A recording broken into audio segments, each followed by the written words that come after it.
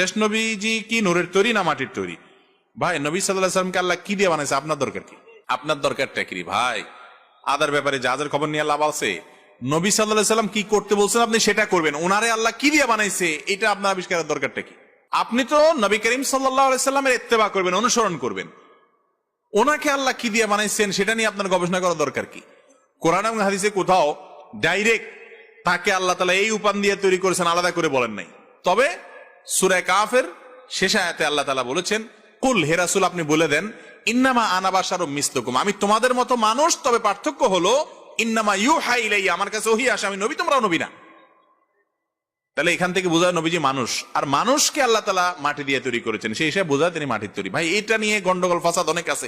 আমার যে ভাইরা নবী সাল্লাল্লাহু আলাইহি ওয়াসাল্লামকে নূরের তৈরি বলতে চান, তারা কিন্তু নবীজিকে ভালোবেসে তার সম্মান দিতে গিয়েই এটা বলেন, তাই না? কারণ তারা মনে করেন মাটির তৈরি তো তুচ্ছ একটা বিষয়, আমার নবীজি নূরের